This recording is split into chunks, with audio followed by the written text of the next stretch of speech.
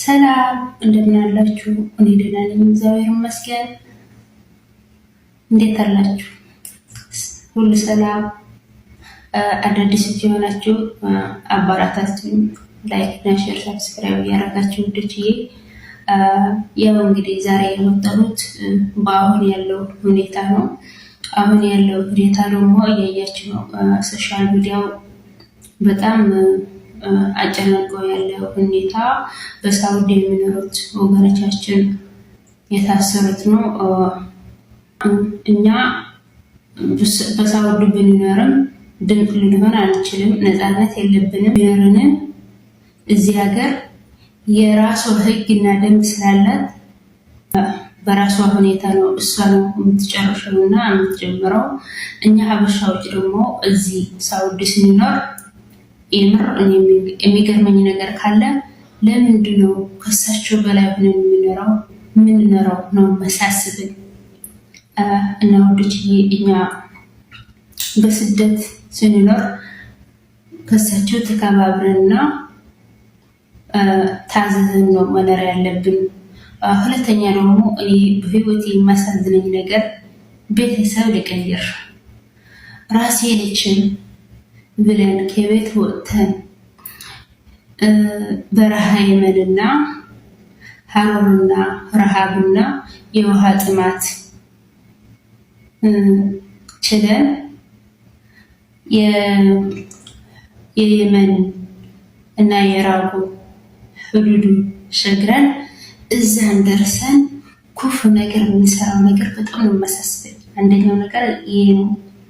ከዚህ በላው ደግሞ ከኩፍ መስማት የማይከፋ ነገር የለም። አሁን ያለው ሁኔታ ብዙ እየተደረገ ነው ያለ በሀበሻ ላይ ማለት ነው። ይሄ ደግሞ በራሳችን ሰበብ የመጣ ነው። እርግጠኛ ነው በራሳችን ሰበብ የመጣ ነገር ነው። ምክንያቱም እኛ ሀበሻ በሳውዲ ሲኖር ብዙ ነገር ነው የሚሰራው። እንግዲህ ታውቃላችሁ፣ ብዙ ነገር ነው የሚሰራው ሀበሻ። እዚህ ሀገር ወጥቶ የማይሰራው ነገር የለም። የማይሰራው ስራና የማያደርገው ነገር የለም። እኔ አሁን እኛ እንድንጠነቀቅ ነው እና ወደችዬ እዚህ ስትኖሩ ተጠንቅቃችሁ ሌላም ቢቀር የሆነ ሰው ወድቆ የሆነ እንደዚህ ታምሞ እንዳትዙት። የምሬ ነው። እዚህ ሀገር ባስማ ካዛችሁ በጣም ችግር ነው። ምስክር የእሳቸው ምስክር ባስማ ነው። እንዲህ ተብሎ አይታመንም።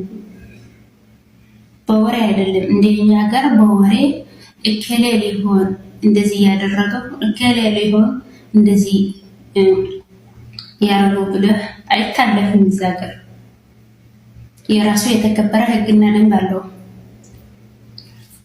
ሰው የገደለ እንዴት እንደሚደረግ ሰው እንደዛ እንኳን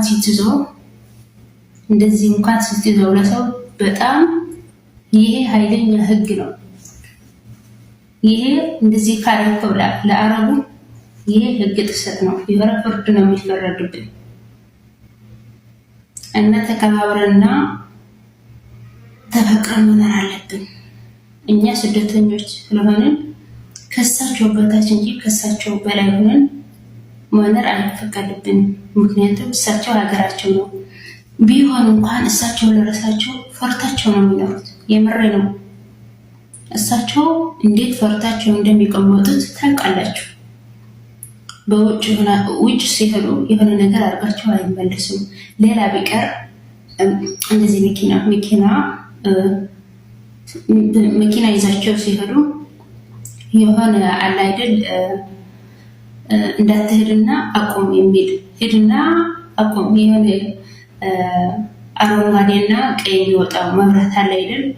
እሱ ለራሱ ቀይ ጥሰህ ከህግ በጣም ይሄ ኃይለኛ ህግ ነው ያለው። ለራሱ እንኳን ሰው በሰው ላይ የሆነ ነገር ማድረግና የሆነ ክፉ ስራ መስራት እና ወደችዬ እንጠንቀቅ። እሳቸው ቢታመሙ ቢወድቁ አታዛቸው። አትዙዛቸው፣ እንዳትዙት። የሆነ ነገር ቢፈጠር እንግዲህ ሁሉ በእጃቸው ናቸው። ደግሞ ውሸት ምስክር አይመሰክሩ እሳቸው። ሰው በሰው ከሆነ የጠፋው በባስማ ነው የሚወጣው።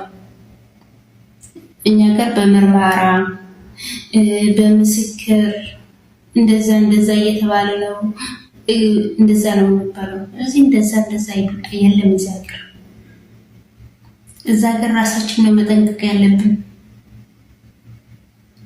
ውዶች የራሳችሁ ጠብቁ። እውነቴ ነው። ተከባብረን እንኖር። በጣም አስፈሪና ክፉ ጊዜ ነው ያለነው። አሁን እንደ ድሮ አይደለም።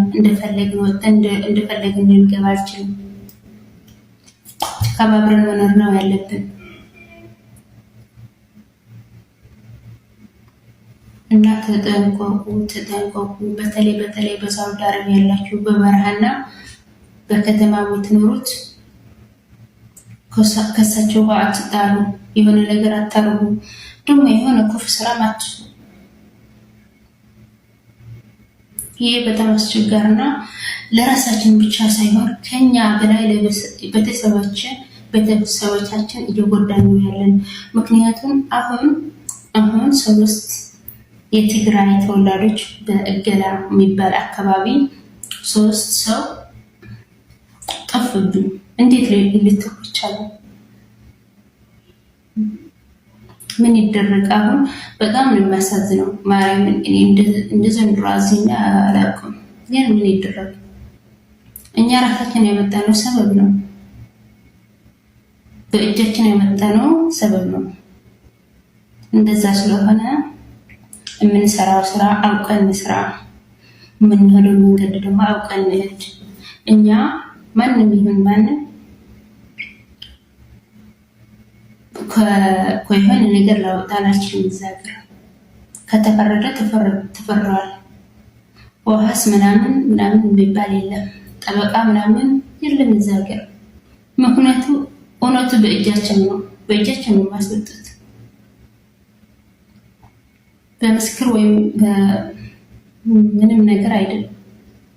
እና ወደች እየተጠንቀቁ እዛ ሀገር የምትኖሩት ተከባብራችሁ ከሁሉ ስራ ውጭ ሆኖ በነፃ ስራ ወንዶችም በገጠር የምትኖሩት ፍየላችሁ ጠብቃችሁ ግመላችሁ ጠብቃችሁ ስሩ። ምክንያቱም ይሄ ገበን የሌለው ስራ ደግሞ ለራስ ነፃነት ነው። አሪፍ ስራ ነው። ኮርተህም ትሰራለህ እንደፈለግ። በከተማ የምትኖሩት በተለይ በከተማ የምትኖሩት ማለት ነው ጅዳና ራያ የምትቀመጡት የሆነ ስራ እየሰራችሁ ከሆነ ራሳችሁ ጠብቁ። እውነቴ ነው፣ የምር ነው። መጀመሪያ ራሳችን መጠበቅ ነው ያለብን። ዛሬም እንደዛ ነው የሚለው። ወዳችኋለሁ። አመሰግናለሁ።